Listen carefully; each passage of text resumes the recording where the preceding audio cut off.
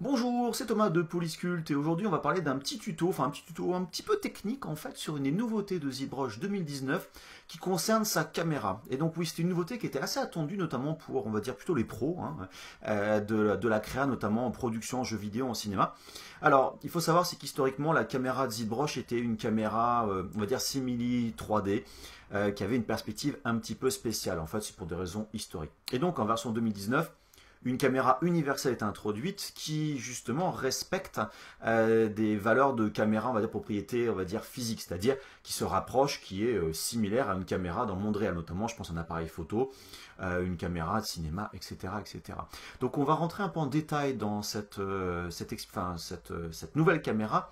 Alors, il y a des points qui vont être un petit peu techniques. Alors, les gens qui sont habitués à la photographie, à l'image, je pense, ne seront pas perdus. Ceux qui sont très loin de ça seront peut-être un peu plus perdus, donc vous m'excusez par avance. Aussi, je précise, je suis en version anglaise de ZBrush. Je peux passer en version française dans les préférences, mais comme toujours, je vous conseille d'apprendre la version anglaise de tous les logiciels de création, d'ailleurs, au passage.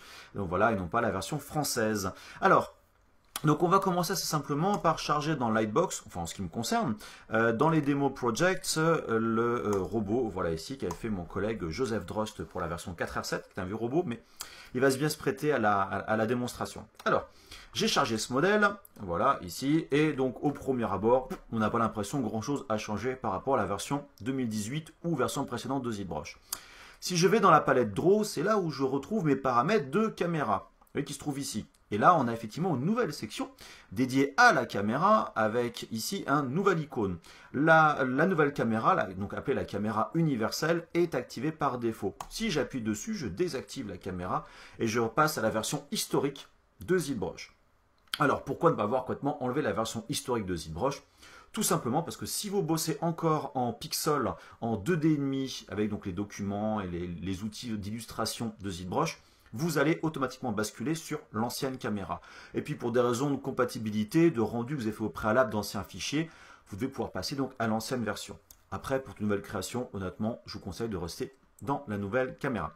Alors, je l'active et pour des raisons de simplicité, hop, je vais l'afficher sur donc, le conteneur latéral donc, de ZBrush. Alors, au niveau de cette caméra, le point très important, c'est que maintenant, vous allez pouvoir travailler avec des valeurs, on va dire, donc je disais, qui correspondent au monde physique. Si, par exemple, vous allez dehors, faites une photo d'un bâtiment ou d'une rue avec votre appareil photo numérique plein format, j'insiste sur ce point-là, votre 24-36 au 50 mm, vous voulez être capable d'avoir un modèle au sein de ZBrush qui va correspondre à la même perspective.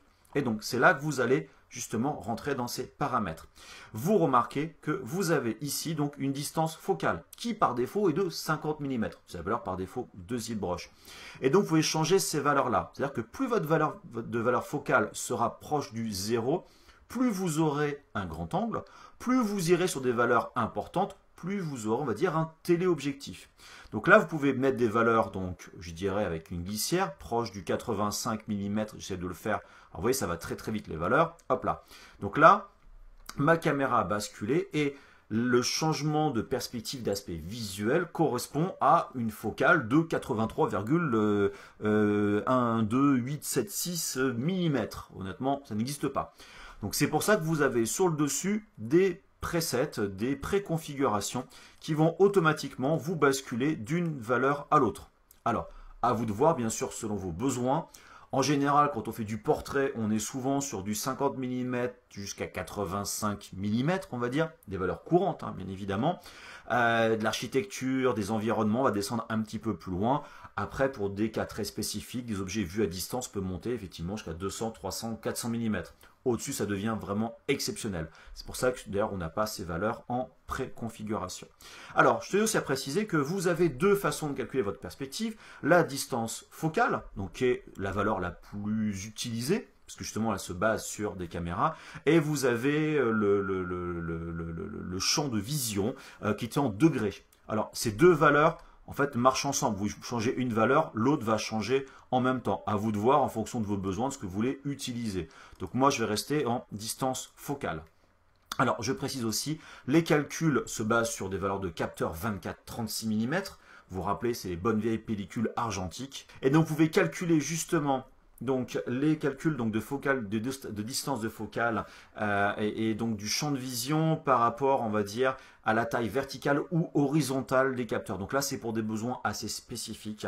Voilà. Mais bon, vous pouvez choisir effectivement les modes. En dessous, vous avez ce qu'on appelle le crop factor. Ne me demandez pas la traduction française, je crois qu'en France et dans ZBrush de tête, je l'ai traduit en facteur crop, je crois, ou crop factor. J'ai dû laisser, je crois, en anglais. Parce que c'est un nom, on utilise le mot anglais, j'ai pas trouvé de nom français, et Dieu sait que je fais beaucoup de photographie, et voilà. Donc, le crop factor, qu'est-ce que c'est? Pour faire assez simple, vous avez notamment au niveau des capteurs numériques des appareils photo, donc le capteur qui va donc capturer la lumière et donc votre image a un format. Donc quand c'est un capteur plein format, c'est un capteur qui va faire donc de 24-36 mm, ce qui correspond aux pellicules argentiques. Toutefois, les appareils un peu plus grand public, les compacts et notamment même les réflexes d'entrée de gamme, par exemple, je prends l'exemple du Canon 700D, si je ne me trompe pas, c'est un des modèles actuels en réflexe grand public, votre capteur sera 1,6 fois plus petit qu'un 24-36. En gros, vous imaginez, vous avez sur mon écran ici, ça correspond à du 24-36 mm, et bien votre capteur, lui, ne va prendre qu'une partie à l'intérieur de votre image. Il va découper finalement la photo à l'intérieur, il va prendre quelque chose de plus petit. Ce qui va donner finalement une impression de zoom, parce que votre photo, le capteur va prendre qu'une partie à l'intérieur, mais quand vous allez tirer votre photo, en fait, vous aurez l'impression d'avoir du 24-36, enfin une image plus grande. Donc, ce facteur, crop factor, c'est un facteur qui va réduire le capteur, mais qui va prendre qu'une partie de l'image au niveau de votre optique, et en fait donner l'impression de zoom. C'est pour ça que lorsque vous installez un 50 mm, excusez-moi, sur un appareil photo qui a un capteur plus petit, notamment c'est Canon, en fait, vous n'aurez pas un 50 mm, vous aurez un 50 x 1,6, donc ce qui va faire un 80 mm. Donc vous voyez, c'est un équivalent. Et donc, pourquoi il y a ça dans ZBrush? Alors la première raison, c'est parce que si vous faites une photo justement avec votre appareil photo qui a un crop factor en 50 mm avec un crop factor de 1,6 ou 1,7 pour Nikon par exemple, eh ben, vous allez devoir rentrer 50 mm ici, par exemple pour votre objectif, et rentrer un facteur de 1,6, excusez-moi, pour votre Canon. Et là, vous aurez quelque chose qui va correspondre à votre photo si vous voulez compositer les deux. Je suis désolé, c'est un point qui est assez technique, mais qui est à prendre en considération si vraiment vous voulez compositer vos rendus de ZBrush avec des photos d'environnement pour vraiment être crédible. Voilà. Alors, je vais revenir à ce crop factor un tout petit peu plus tard. Alors, en dessous, si je continue, vous avez un point intéressant. Regardez, je bouge ma caméra, je vais zoomer ici, voilà. Tiens, une vue sur l'arrière, hop là, excusez-moi, hop, j'ai ici. Je vais prendre un angle de 24 mm, un truc assez drastique, voilà. J'ai fait pas mal de modifications. Toutefois, ah ouais, mais zut, le point de vue que j'avais avant, la focale que j'avais avant était mieux. Et vous remarquez ici, vous avez des niveaux d'annulation. Si je clique sur Undo, vous voyez, à ce niveau-là, il est mieux. Voir celui-là, non, à 50 mm, c'était mieux. Ah bah non, finalement, je reviens. Le premier que j'avais, donc le dernier en date que j'avais, était mieux. Vous pouvez maintenant annuler et rétablir votre caméra. Et ça inclut la position de la caméra, mais aussi tous les paramètres liés à la caméra. Et ces niveaux d'annulation, comme l'historique de ZBrush, sont enregistrés dans les fichiers projets donc, de ZBrush, les ZPR. Alors, vous n'avez que 14 niveaux d'annulation. Honnêtement, je ne vous cache pas que ça suffit en général largement. Donc, n'hésitez pas à les utiliser. Il n'y a pas de raccourci clavier, à vous de voir si vous voulez en mettre un ou pas. Alors, et ensuite, vous avez quelque chose d'assez intéressant, c'est la fonction pour verrouiller la caméra. Maintenant, vous cliquez, quoi qu'il se passe, votre caméra ne va pas bouger. Vous pouvez sculpter sur votre modèle, vous pouvez faire tout ce que vous voulez, mais la caméra sera verrouillée. Pourquoi? Je déverrouille ma caméra, je vais revenir à ce modèle-là par la suite. Je vais charger simplement voilà, l'anime head, pardon. Et quand vous sculptez, des fois, ça arrive, vous êtes sur le côté comme ça ici, et puis là, ah zut, vous tournez, alors que vous ne vouliez pas perdre votre point de vue de la caméra. Et bien là, simplement, vous verrouillez, et là, vous pouvez sculpter sur le côté, quoi qu'il se passe, votre modèle ne sera pas affecté par les mouvements de la caméra. Attention toutefois à déverrouiller votre caméra quand vous avez terminé. Sinon, vous allez dire pourquoi j'arrive pas à zoomer, c'est à cause de ça. Donc ça, c'est un petit utilitaire assez pratique. Je reviens juste à mon robot. Hop là, ici. Voilà. Donc, mon robot qui est ici. Alors, autre point intéressant, vous pouvez aussi, alors c'est pas juste en dessous, c'est un petit peu plus bas, vous avez ici des fonctions qui permettent de sauvegarder les points de vue de votre caméra. Donc je sélectionne une caméra, j'en ai déjà une, mais là j'en ai pas du tout. Donc j'ai besoin d'abord d'enregistrer une caméra. Cliquez sur Store Cam. Donc enregistrer la caméra. Et là je l'appelle point de vue 1. Voilà là-dessus. Je vais là-dessus, hop là, quasiment en bas. Donc je vais enregistrer une nouvelle caméra dessous dramatique par exemple. Et je vais en faire une en 85 mm, un petit peu plus de loin. Hop là, là-dessus. Et donc, vue de loin. Voilà.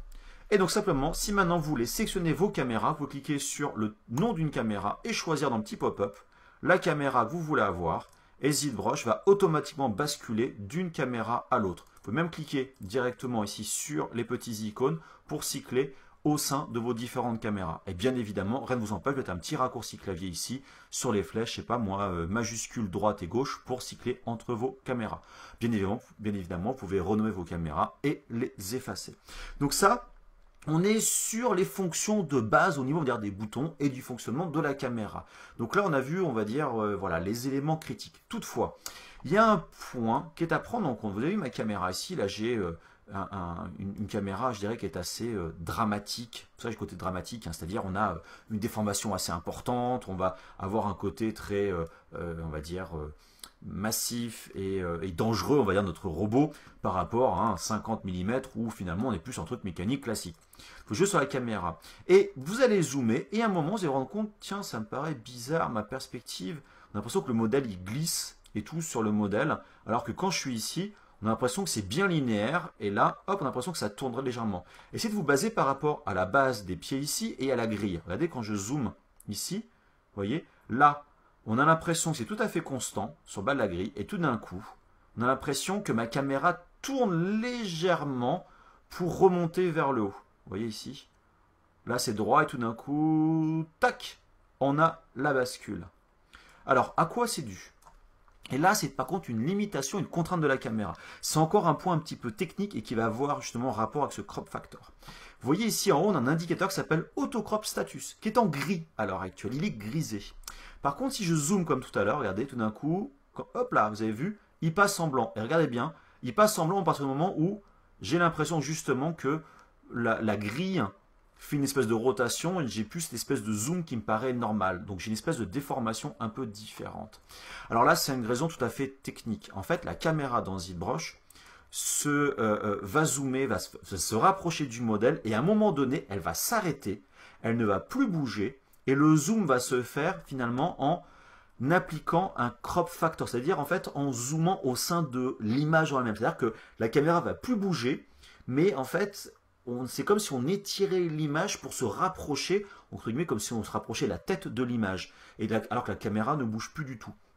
Donc c'est ce mode de fonctionnement. C'est lié à une contrainte, en fait, pour la petite histoire. Votre modèle dans ZBrush, votre modèle dans son ensemble, a une boîte englobante, donc qui définit les limites du modèle. Et pour la caméra, cette boîte englobante, elle est sphérique. Et en fait, la caméra de ZBrush va s'arrêter dès qu'elle va rencontrer cette boîte englobante sphérique. Elle va s'arrêter, elle ne va plus avancer.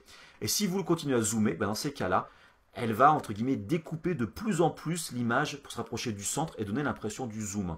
Donc voilà, c'est une contrainte. Et cette contrainte est forcément plus forte quand on est sur un grand angle. Pourquoi?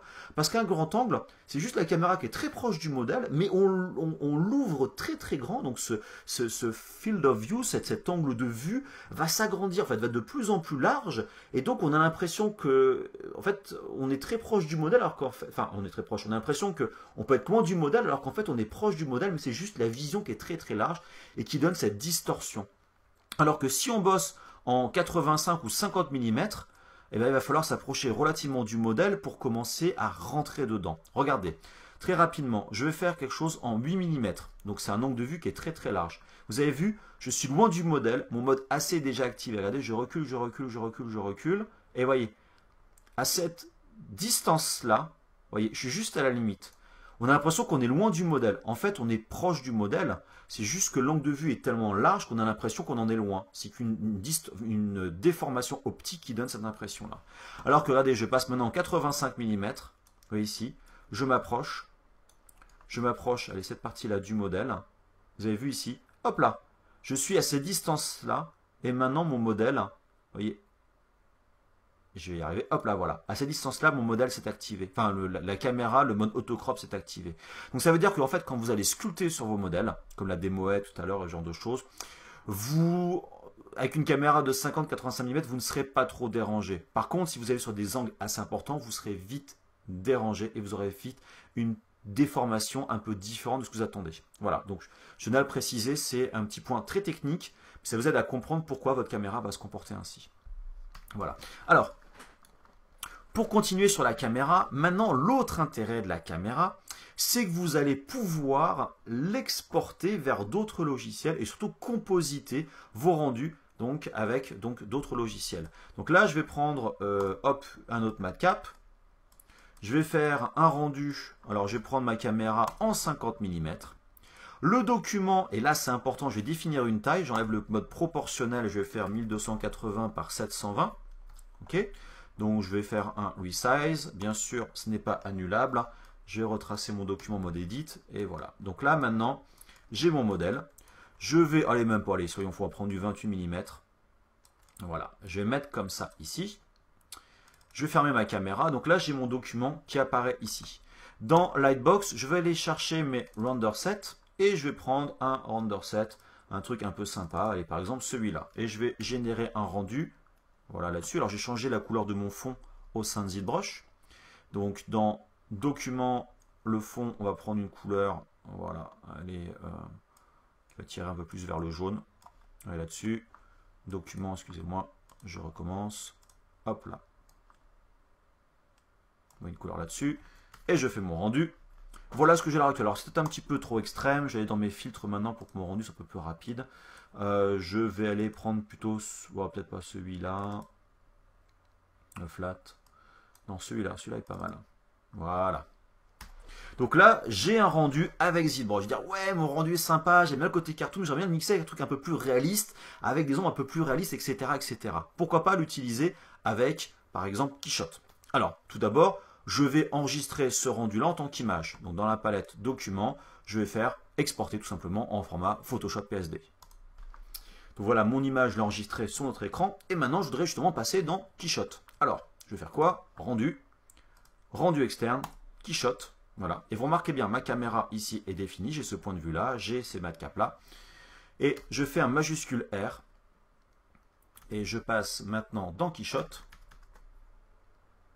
Keyshot importe mon fichier. Et là, bing! Vous remarquez bien, j'ai ici une caméra Free qui finalement a pris les paramètres de ZBrush. Et j'ai une caméra de ZBrush. Si je bascule de l'un vers l'autre, vous voyez, on a a priori le même point de vue. Alors, ce qui est très important, si vous voulez que ça marche bien, il faut que la taille de votre document dans ZBrush et dans Keyshot, ou le logiciel autre, hein, par exemple, enfin, peu importe, on va passer sur 3D Studio Max par la suite, doit avoir la même taille. Donc, si je vais donc ici dans Images, donc au niveau de mon landscape, je suis ici, pareil, en 1280 par 720 pixels. Voilà. Autre point important, regardez ma caméra perspective, et je suis en 28 mm. Donc Keyshot a bien gardé mes paramètres. Donc là, si maintenant je prends, par exemple, cette matière jaune, je vais faire un rendu très très rapide, hein, excusez-moi. C'est vraiment histoire de vous montrer voilà, quelque chose un petit peu différent. Je vais prendre du rouge là-dessus. Je ne dis pas que je vais faire un truc joli, hein, c'est vraiment... voilà, histoire d'avoir quelque chose de couleur. Voilà. Donc là, j'ai mon rendu qui est en train de se calculer avec Keyshot. C'est mon rendu de preview. À vous, bien sûr, de générer un joli rendu. Et je vais simplement enregistrer, donc dans mon image, je vais enregistrer, je le cherche, voilà, un screenshot. Donc, vous voyez, mon rendu ici est enregistré donc en tant que screenshot. Donc maintenant, on va dire, je suis OK avec Keyshot. Bien évidemment, vous pouvez changer votre environnement si vous voulez avoir un rendu, je dirais, plus ou moins sympa. Enfin bref, voilà, là vous êtes libre vraiment de faire ce que vous voulez. Le but étant donc de générer un rendu, mais surtout vous gardez bien votre image, votre perspective. Le but étant de snapper, enfin d'aligner bien évidemment ZBrush et Keyshot. Donc pour vous montrer maintenant, alors je vais faire mes Keyshots. Là-dessus, je repasse à donc mon rendu au cas où, donc pas avec Keyshot. Et là, je vais dire, oui, mais moi je bosse pas avec Keyshot, je bosse avec 3D Studio Max par exemple. Donc vous pouvez aussi, donc dans la palette ici des plugins, vous avez le FBX pardon, Import-Export. Je voudrais exporter tous mes subtools au format FBX. Et si vous regardez bien dans les paramètres d'options, vous pouvez exporter la caméra. Vous pouvez même exporter que la caméra. C'est-à-dire, vous avez déjà un modèle, vous avez modifié dans ZBrush, déjà importé. Vous avez changé le point de vue, vous voulez récupérer la même caméra que dans ZBrush. Vous pouvez exporter que la caméra. Et bien évidemment, vous pouvez aussi importer la caméra que vous avez dans un autre logiciel au sein de ZBrush pour être sûr que le point de vue que vous aurez par exemple dans Max sera le même dans ZBrush. Et bien sûr, cette caméra importée, vous pourrez donc bien sûr la sauvegarder en tant que caméra donc au sein de la palette donc Draw. Donc ça, c'est un truc qui est très important. Alors, juste une petite parenthèse, ce modèle-là, si je veux l'exporter vers 3D Studio Max, il faut juste prendre un truc en considération. Je vous le dis au préalable parce que j'ai pas mal de gens qui m'ont dit, je ne comprends pas pourquoi mon modèle il manque des morceaux. Car ce modèle ici, dans ce cas-là, tout simplement, il a plusieurs array mesh. C'est-à-dire que si vous regardez, vous voyez la patte ici à droite et à gauche, c'est la même. C'est juste une copie, donc en mode array mesh. Donc il va falloir dire, je veux faire un modèle pour donc, cet objet-là. Et en fait, tous les subtools, j'en ai plusieurs qui ont des array mesh. Je dois donc faire un make mesh à chaque fois pour être sûr que je n'ai rien de dynamique. Sinon, vous aurez des soucis au moment dans Max avec, oups, ici j'avais oublié celui-là, des parties qui seront manquantes. Donc maintenant, j'exporte mon FBX, donc avec mes différents paramètres. Vous voyez ici au passage, vous avez l'orientation des axes où je suis en mode donc 3D Studio Max. Vous pouvez bien sûr smoother les normales, enfin bref, pas mal de paramètres à vous de voir en fonction de vos besoins. Et donc j'ai exporté mon FBX. Donc mon fichier est exporté, je peux basculer dans Max. Alors vous m'excusez, ça fait depuis des années que je ne bosse plus avec Max, donc je suis vraiment rouillé. Je vais donc importer mon FBX. Vous voyez, hop, ici, je le sélectionne. La boîte de dialogue me précise bien effectivement le fichier et bien évidemment, je veux importer la caméra. Je fais OK. Et donc maintenant, j'ai ma scène ici qui apparaît. Voilà.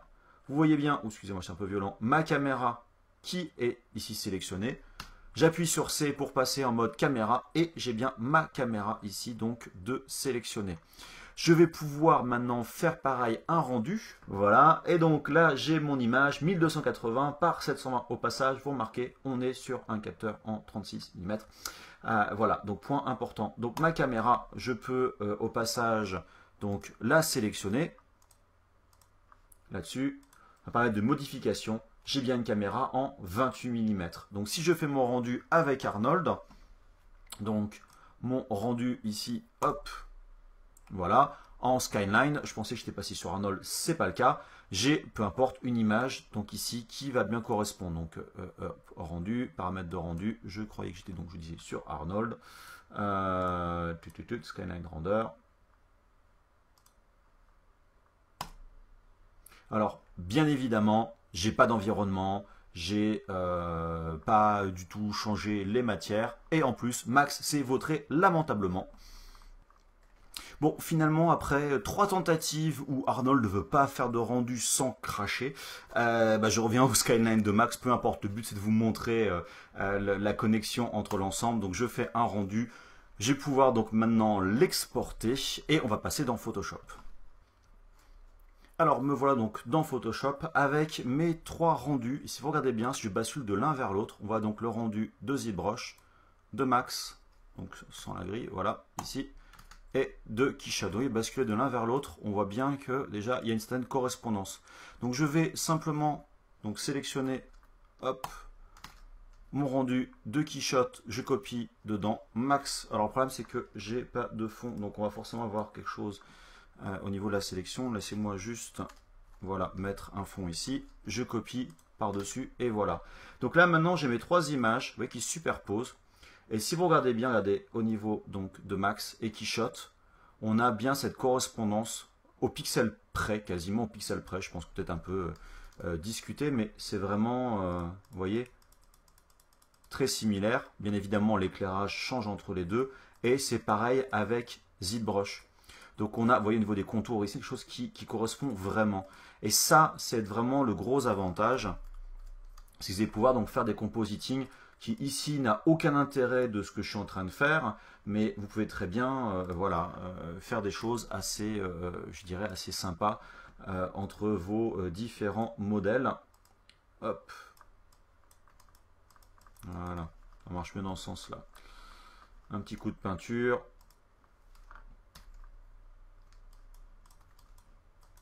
Vous voyez, entre les deux, on peut vraiment, je dirais, jouer sur voilà, l'ensemble. Donc voici pour cette caméra au sein de ZBrush. Alors vous voyez, c'est une vidéo qui est relativement longue pour une simple caméra, mais ça couvre quand même beaucoup de choses. Ce que vous allez faire au sein de ZBrush, la navigation, d'avoir une perspective qui soit cohérente, mais comprendre ce système de crop factor, auto-crop en fait, ce statut qui est quand même assez important. Est-ce pouvoir basculer entre ZBrush et maintenant d'autres logiciels pour faire notamment vos rendus ou même simplement ce que vous bossez avec une caméra ou plusieurs caméras au sein donc de votre flux de production. Vous allez donc pouvoir importer les caméras et les exporter pour être sûr que ce que vous faites correspond bien à ce que vous avez donc dans ZBrush et vos autres logiciels. Donc n'hésitez pas à me faire part de vos commentaires donc, de cette vidéo, que ce soit sur le site de Polisculpt ou donc sur la chaîne YouTube par exemple, ou le Discord, je me ferai une joie d'y répondre. Et puis n'hésitez pas à partager aussi vos créations que vous allez donc compositer éventuellement avec cette caméra entre ZBrush et d'autres logiciels. En tout cas, je vous dis à très bientôt pour d'autres tutos sur ZBrush. Bye bye.